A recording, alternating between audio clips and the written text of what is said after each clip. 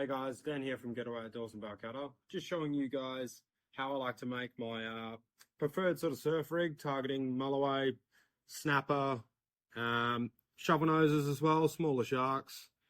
We're going to start off with using 80-pound trace. It's good universal. It's good for your tailor, good for your mulloway as well. If you do hook on something half decent, you've still got a chance. And we're using the BKK 6.0s. I use 3 of them. I snell them. I prefer snelling my hooks these days. I just find them a lot more hookup rates. It's a lot easier. You can angle the hooks a lot easier into the bait as well.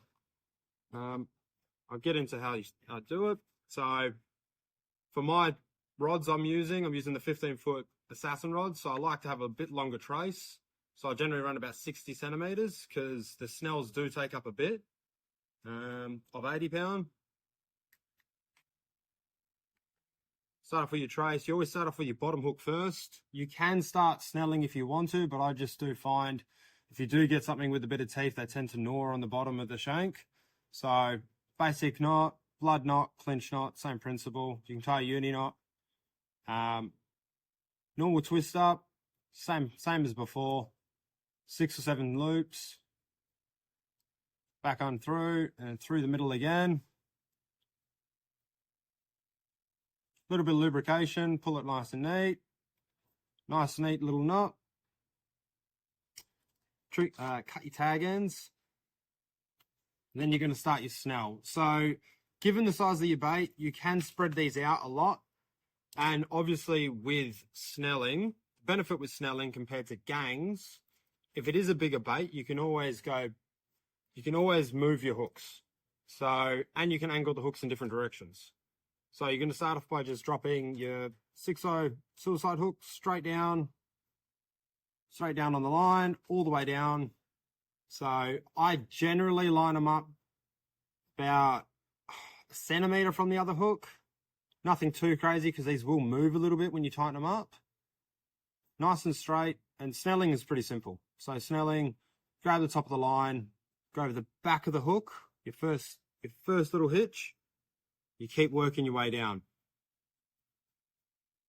So I go more visual than counting, to be honest with you. I give it about, 6 or 7 wraps. Grab it with your finger so it's all nice and taut. You grab the tag end back and slide it up through the back of the shank. Pull it nice and tight. So all nice and tight, nice and straightforward. Same principle with the second hook. So exactly the same. Slide it all the way down. Line it up. Nice little gap in between. Nothing too crazy. It depends on the size of the bait as well. It depends on what you're targeting. So you can run bigger hooks, less of them, or smaller hooks and more of them. Slide down. Same principle again. Couple of wraps all the way down. Hold it with your finger. We're going to go back up the shank. And there's your snells done. So onto your 3-way. You can use a 3-way. Off to the side, as per normal. Nothing crazy there.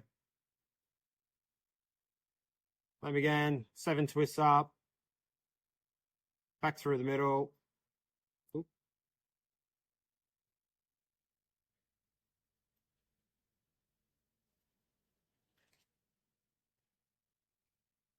Always lubricate your knots. Pull it nice and tight. There's another one done.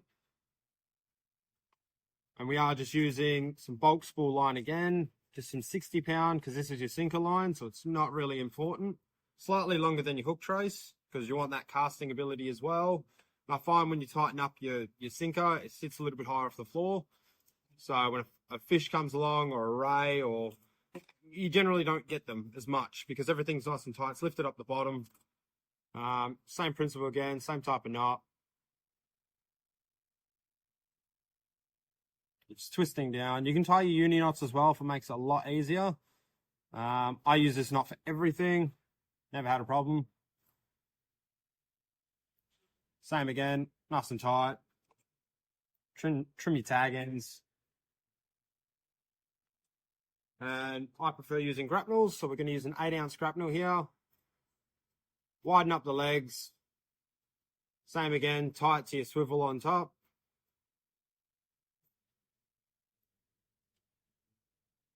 Same knot again, nothing crazy there.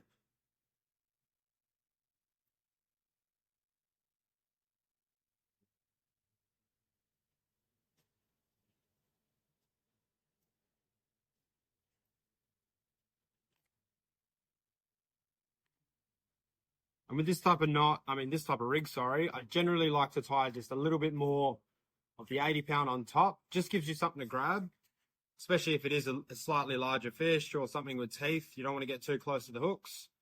So then again, I'll just cut another length of 80-pound in about 60 centimeters. Tie it to the top of the rig, same knot.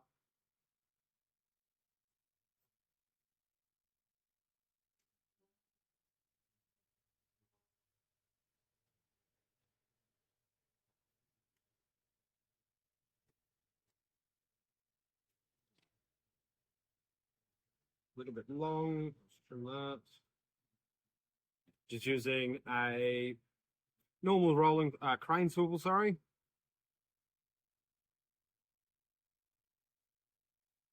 Same again, through the middle. Nice and taut. Yeah, so you've got your length of leader on top. This is what you're going to be grabbing when you grab the fish. You go down to your hooks, which are your 3 snelled or 4 snelled, depends on what you're targeting. I generally use 6-ohs. I find they're the happy medium. For snapper, mulloway, sharks, everything in between. Still going to get your tailor. And then it runs down to I use a slightly heavier sinker than most, 8-ounce. You can go 7s, you can go whatever that suits your rod. So obviously you got that little hook there as well, which is going to aid with your casting. So when you rig your scaly up or your muley up or your mullet fillet, for instance, you put it just a tip, just on the bottom there.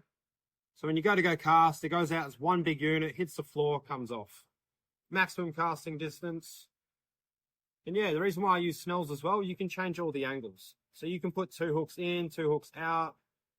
It really makes it a lot easier, I find, than using gangs. Nothing wrong with gangs, but this is just something different, especially for the bigger fish.